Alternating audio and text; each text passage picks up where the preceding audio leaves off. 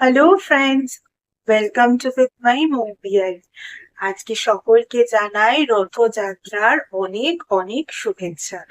আজ রথযাত্রার দিন আমি কিন্তু তোমাদের জন্য জুলাই মাসে মান্থলি রিডিং কি কি হতে পারে সেই বিষয়ে কিন্তু রিড করব। কাদের জন্য? যাদের জন্ম যে কোনো মাসের 1 তারিখ থেকে শুরু করে 31 তারিখ পর্যন্ত, এবং যারা তাদের প্রপার টিওবি জানেন না তাদের জন্য আজকে কিন্তু রিডিং করব, অর্থাৎ সকলের জন্য। আজকের এই পূর্ণ তিথিতে জগন্নাথ দেব তোমাদেরকে কি কি মেসেজ দিতে চান, চলো আমরা কিন্তু দেখতে শুরু করি। এটা কিন্তু ভিডিওর 4th পার্ট।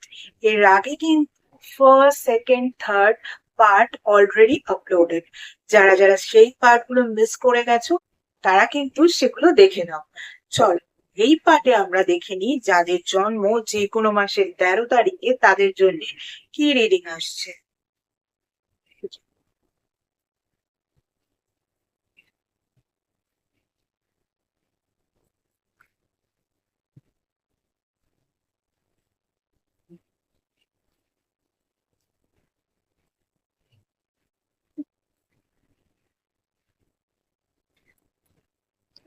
যাদের জন্ম যে কোনো মাসের 13 তারিখে তাদের জন্য যে নাম্বারগুলো ইম্পর্টেন্ট হতে পারে, নাম্বার 38 আর নাম্বার 3।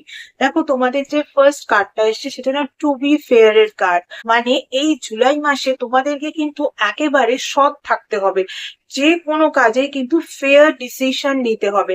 লাইফের 5টা ইম্পর্টেন্ট সেক্টরের মধ্যে যেই সেক্টরেই হোক না কেন, প্রত্যেকটা সেক্টরের ক্ষেত্রে কিন্তু তোমাদেরকে একেবারে ফেয়ারলি ডিসিশন নিতে হবে। তো তুমি একেবারে আনফেয়ারলি কোনো কাজ করবে না, কারণ ফেয়ারলি যখন তুমি কোনো কাজ করবে সেই কাজটা না খুব ভালোভাবে সম্পন্ন হয়। আর যখন কোনো কাজ খুব ভালোভাবে সম্পন্ন হয় তখন কিন্তু অন্যের থেকে তুমি অনেক প্রশংসাও পাবে, আর সকলের থেকে প্রশংসা পেলে তখন কিন্তু তোমার মধ্যে একটা ডিলাইটের মতো আনন্দের সৃষ্টি হবে। মানে একটা পুলক জাগানো আনন্দ। নিশ্চয়ই সেই আনন্দটা অনুভব করতে চাও? তাহলে কিন্তু জুলাই মাসে প্রতিটা সেক্টরে ফেয়ার থাকতে হবে। একেবারে কিন্তু নট ফেয়ার ব্যাপারটা করলে চলবে না। চলো, যাদের জন্ম যে কোনো মাসের 14 তারিখে তাদের জন্য কি রিডিং আসে এবার দেখে নিই।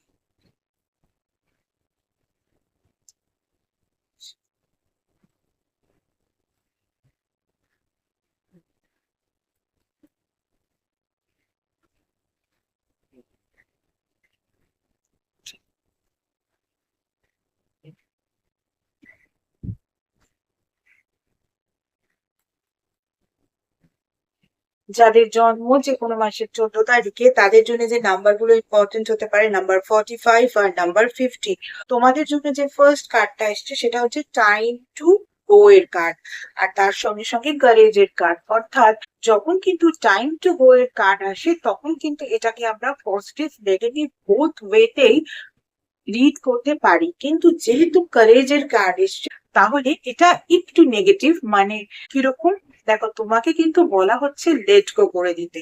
হয়তো কোনো একটা বিষয় নিয়ে তুমি ধরে বসেছিলে, তোমাকে বলা হচ্ছে তুমি সেটাকে লেট গো করে দাও।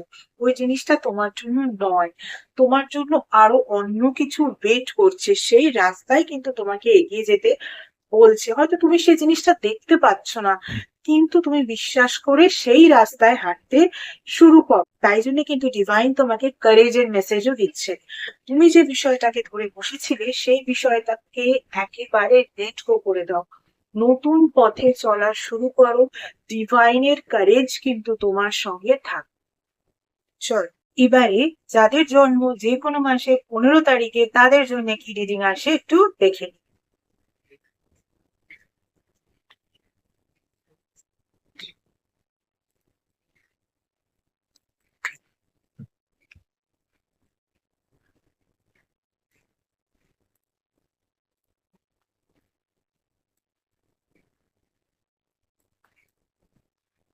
যাদের জন্ম যে কোনো মাসের 15 তারিখে তাদের জন্য কিন্তু যে নাম্বারগুলো ইম্পর্টেন্ট হতে পারে, নাম্বার 9 আর নাম্বার 8। নাম্বার যখন এভাবে ডিসেন্ডিং অর্ডারে আসে তখন কিন্তু আমরা ধরে নিই লাইফের 5টা ইম্পর্টেন্ট সেক্টর বা আদার্স সাব সেক্টর গুলোর মধ্যে কোনো একটাতে বা প্রতিটাতেই বা তুমি যেটা চেয়েছো সেই সেক্টরটাতে গ্রোথ কিন্তু জুলাই মাসে কম হবে। এবার যাদের জন্ম যে কোনো মাসে 15 তারিখে তাদের জন্য যে ফার্স্ট কার্ডটা এসছে সেটা হচ্ছে ট্রেজার আইল্যান্ডের কার্ড, আর তারপরে হচ্ছে প্রমিস অফ দ্য ফিউচারের কার্ড। তার মানে তোমাদের সামনে কিন্তু খুশিওকা খাজানা ছিল, ট্রেজার আইল্যান্ডের মতন একটা কিছু ছিল, কিন্তু তোমরা প্রমিস করেছো হয়তো কারোকে এমন কিছু ফিউচারের জন্য, সেই প্রমিসটা হয়তো রাখতে পারোনি, তাই জন্যে ট্রেজার আইল্যান্ডটা তোমাদের সামনেই রয়ে গেল। সেটা তোমাদের হবে কি হবে না সেটা কিন্তু ডিপেন্ড করছে যে প্রমিসটা তুমি কারোকে করেছিলে, সেটা যে কোনো বিষয় হতে পারে।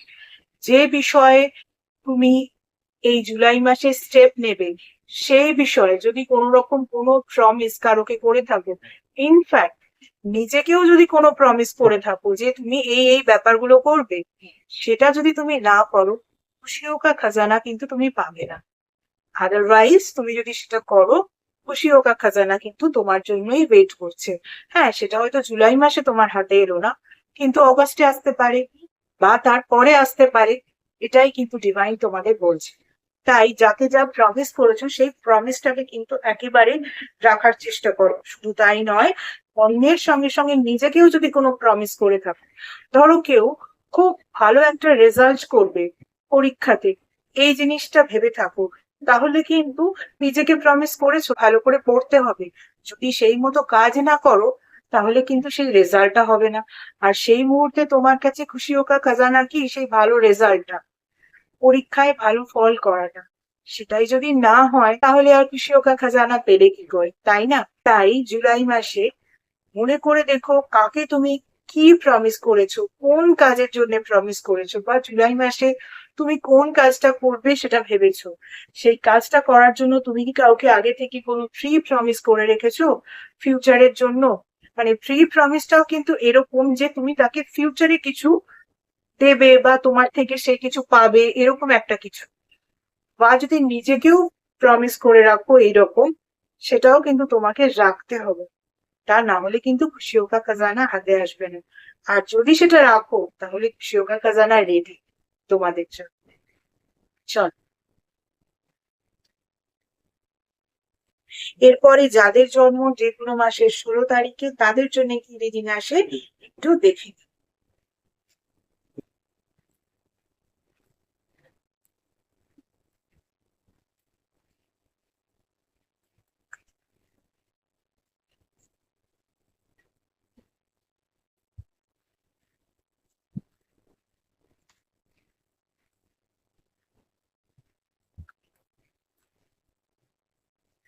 যাদের জন্ম যে কোনো মাসের 16 তারিখে তাদের জন্য যে নাম্বারগুলো ইম্পর্টেন্ট হতে পারে, নাম্বার 49 আর নাম্বার 30। 30 অর্থাৎ 30। যাদের জন্ম যে কোনো মাসের 16 তারিখে তোমাদের জন্য যে ফার্স্ট কার্ডটা এসেছে সেটা কিন্তু অবজারভারের কার্ড, আর তারপরে কিন্তু প্রায়োরিটিস এরও কার্ড এসেছে। অর্থাৎ তোমাদেরকে কিন্তু এই জুলাই মাসে তোমাদের লাইফের 5টা ইম্পর্টেন্ট সেক্টর গুলোতে বা অন্যান্য সাব সেক্টর গুলোতেও অবজার্ভ করতে বলা হয়েছে, এবং তোমাকে সেই অবজারভেশনের মাধ্যমেই কিন্তু তোমাকে খুঁজে নিতে হবে কোনটা তোমার প্রায়োরিটি। সেই প্রায়োরিটি গুলোকে কিন্তু তোমাকে আগে বেছে নিতে হবে, এবং সেই প্রায়োরিটি গুলোকে বেছে নেবার পর তোমাকে সেই কাজগুলোকে করতে হবে। কিন্তু সেই কাজগুলো করার আগে তোমাকে তো অবজার্ভ করে বুঝতে হবে যে কোনটা প্রায়োরিটি। সেই প্রায়োরিটির অবজারভেশন কিন্তু তোমরা এই গোটা জুলাই মাস ধরে করবে। তারপরে আফটার জুলাই তোমরা কিন্তু সেই প্রায়োরিটি গুলো বুঝে যাওয়ার পর অগাস্টে গিয়ে স্টেপ নেবে। অগাস্টের রিডিং তো অগাস্টে নিয়ে আসবোই, তখন দেখে নিও। ভিডিওর এই পার্টে কিন্তু এইটুকুই, বাকি রিডিং দেখতে হলে কিন্তু এর পরের পার্ট গুলোকে দেখতে থাকতে হবে। এছাড়া যারা যারা আমার থেকে পার্সোনাল কনসালটেশন নিতে চাও তাদের বলবো পার্সোনাল কনসালটেশন কিন্তু একেবারেই ফ্রি নয়। পার্সোনাল কনসালটেশন কিন্তু পেড কনসালটেশন। Regarding what?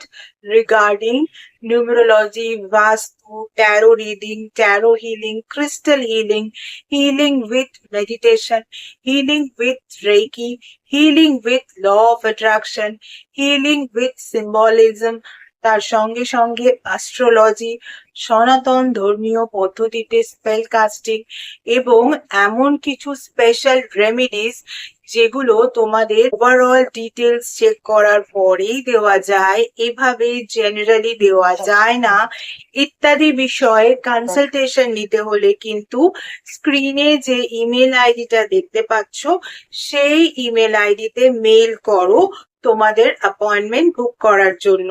তোমাদের অ্যাপয়েন্টমেন্ট একবার বুক করা হয়ে গেলে তখন কিন্তু তোমাদের টাইম স্লট প্রোভাইড করে দেওয়া হবে, আর তখনই তোমাদের কল নাম্বারও প্রোভাইড করে দেওয়া হবে। যে টাইম স্লট ওয়াইজ সেই নাম্বারে কিন্তু তোমাদের কল করে নিতে হবে। গত 1 বছর ধরে তোমরা যেভাবে আমার ফেসবুক পেজটাকে লাইক, ফলো, শেয়ার করেছো, আমার পেজে তোমাদের বন্ধুদেরকে ইনভাইট করে নিয়েছো, তাদের বন্ধুদেরকেও ইনভাইট করে নিতে বলেছো, ঠিক একই রকম ভাবে আমার ইউটিউব চ্যানেলটাকেও কিন্তু সাবস্ক্রাইব করতে হবে।